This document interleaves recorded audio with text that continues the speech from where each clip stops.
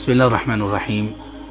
اگر ہم لوگ رمضان کا استقبال کرنے کا ارادہ کر چکے ہیں اور رمضان کے استقبال کے لیے تیار ہیں، تو پھر استقبال کی تیاریوں میں سب سے بڑی چیز یہ ہے کہ ہم شعبان کو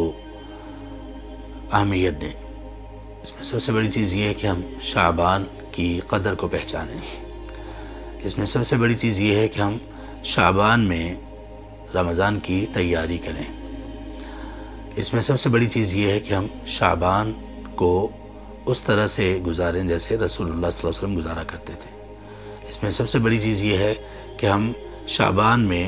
رمضان کی پریکٹس کر لیں۔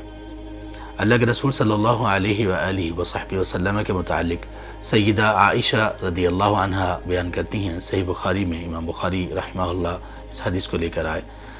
کہا کہ ما رأیت رسول اللہ صلی اللہ علیہ وسلم استکمل صیام شہر الا رمضان۔ میں نے اللہ کے رسول صلی اللہ علیہ وسلم کو کسی بھی مہینے کے پورے روزے رکھتے ہوئے نہیں دیکھا سوائے رمضان کے۔ وما رأیتہ اکثر صیاما منہ فی شعبان، اور میں نے رسول اللہ صلی اللہ علیہ وسلم کو جتنی کثرت سے شعبان کے روزے رکھتے ہوئے دیکھا اور کسی مہینے میں اتنی کثرت سے روزے رکھتے ہوئے نہیں دیکھا۔ تو اللہ کے رسول صلی اللہ علیہ وسلم شعبان میں روزے کی کثرت کیا کرتے تھے، نفلی روزے کی کثرت شعبان میں کیا کرتے تھے، خاص طور پر اس کا اہتمام کیا کرتے تھے۔ اہل علم نے اس کی شرح میں لکھا کہ اس کے کئی ایک مقاصد ہیں۔ ایک مقصد یہ ہے کہ رمضان کا یہ استقبال ہے۔ رمضان ایک بہت بڑی نعمت، بہت بڑا احسان اور بڑی ہی عظیم ایک عطا ہے اللہ تعالیٰ کی طرف سے، تو اس کو حاصل کرنے کے لیے پہلے سے ہی روزے رکھنا اور پہلے ہی اللہ تعالیٰ کے حضور اس عبادت کو پیش کرنا ہم شروع کر دیتے ہیں کہ اللہ ہم ان عبادات اور ان نفلی روزوں کے ذریعے سے آپ کا تقرب حاصل کرتے ہیں اور آپ سے یہ گزارش کرتے ہیں کہ آپ ہمیں رمضان میں بخیر و عافیت پہنچا دیجیے اور رمضان سے فائدہ اٹھانے کی توفیق دیجیے۔ دوسرا سبب اہل علم نے یہ لکھا کہ یہ رمضان کی پریکٹس ہے، کیونکہ ایسے لوگ بھی ہیں اور ہمارے معاشرے میں تو اکثریت ہی ایسی ہے یا تمام لوگ ہی ایسے ہیں سوائے چند لوگوں کے کہ ہم صرف رمضان میں ہی روزے رکھتے ہیں، حالانکہ ہمیں نفلی روزوں کا اہتمام پورے سال کرتے رہنا چاہیے۔ تو جو پورے سال اہتمام نہیں کرتے تو ان کے لیے یہ بہترین موقع ہے کہ وہ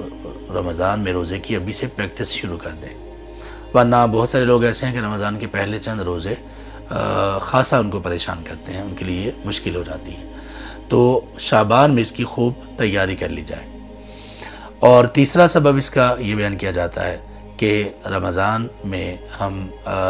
جو روٹین اپنی بنانا چاہتے ہیں وہ شعبان کے روزے رکھنے کے ساتھ اور کثرت کے ساتھ ہم وہی روٹین رمضان سے پہلے ہی سیٹ کر لیں، رمضان سے پہلے ہی وہ ترتیب بنا لیں، تاکہ ہمیں رمضان میں اپنی ترتیب بنانے میں کہ کس طرح سے ہم نے رمضان سے فائدہ اٹھانا ہے ہمیں مشکل پیش نہ آئے۔